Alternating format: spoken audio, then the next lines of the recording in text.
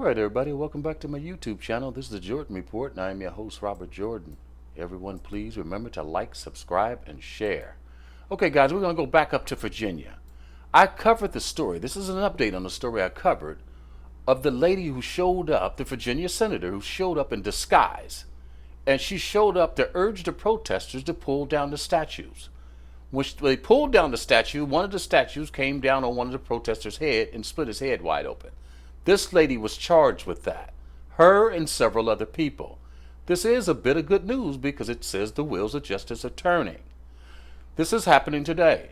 Virginia Democrat senator charged with multiple felonies for role in toppling statue. Portsmouth Police Chief Angela Green said the charges are a result of a weeks-long investigation into the June 10th incident, which left a local man critically injured after the statue fell on him during a protest. I'm going to give you an update on that guy, and then I'm going to show you their local news.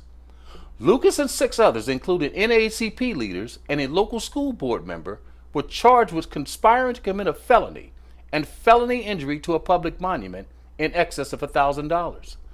The incident appears to have taken place on June 10th, where a man was critically injured after a statue hit him on the head after it was toppled by radical leftists. Demonstrators beheaded the 4 Confederate statues before pulling one down using a tow rope Wednesday night at Portsmouth Confederate Monument as police watched. A protester was injured as the statue fell, hitting him on the head. Louis Gibb, vice president of the Portsmouth NAACP, said the man, who was in his 30s, lost consciousness. The man's head was cut open and he was transported to the hospital. Okay, I'm going to give you a quick update on him, then I'm going to show you local news. Here's the guy here. He's getting there. This is what his wife has said. Man hit by Confederate statue in Portsmouth, working with therapists in rehab hospital. Okay, let me give you a look at him. This is the guy who was hit. The statue fell on top of him. This is him and his wife. All right, I'm going to go through this really fast, and then I'm going to show you a local clip. A man who was hurt seriously when protesters pulled down part of the Confederate monument in Old Town in June is showing emotion again by smiling or semi-laughing. Chris Green, wife Tony Green, said he is in Richmond at a rehabilitation hospital where a team is working with him on walking and talking skills. Green said he's not doing either yet, but he's responding to 75% of the commands and can drink liquids. This is real tragedy, man. This is real tragedy. Okay, I'm going to show you the local clip. I'm going to get out of here. Our top story tonight, felony charges against several high-profile officials in Portsmouth. And tonight, it seems like State Senator Louise Lucas is moving forward, business as usual. Thanks for staying up with us at 11. I'm Nicole Livas. David has the night off. These charges come after an investigation into the violent demonstrations that ended with a piece of the Confederate monument falling onto a man. 13 News Now reporter Allison Basil explains some people are already in custody. Yes, several people named in the arrest warrants came to turn themselves in here to the Portsmouth City Jail shortly after the announcement. Portsmouth NAACP members came out to a small crowd of supporters. Several individuals conspired and organized to destroy the monument. Portsmouth police issued 14 arrest warrants Monday, each one carrying felony charges following violent protests at the Confederate Monument on June 10th.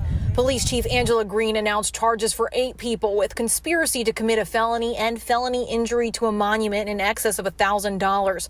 Portsmouth NAACP President James Boyd was charged, along with fellow members, State Senator Louise Lucas and school board member Lakeisha Atkinson. This was an injustice, and again, we need to stand up and pay attention. 3 local public offenders were charged with felony injury to a monument. Their former colleague, Athea Meese, saw them turn themselves in and receive bonds. Or one of the sheriffs had come out and said that they were going to give everybody who was turning themselves in right now OR bonds. The warrants come on the eve of the special session. Senator Lucas's attorney, Delegate Don Scott, says Lucas was unaware of the charges. It's unusual that folks would learn about warrants through a press conference from the chief of police. We reached out to Lucas, who couldn't provide comment at the time. Scott believes politics are involved. It's a political stunt to weaponize the criminal justice system against black people, which is what they've done in this throughout our history. This comes 2 months after Chris Green was injured when protesters knocked part of the monument onto his body. Of all the incidents that occurred across our nation,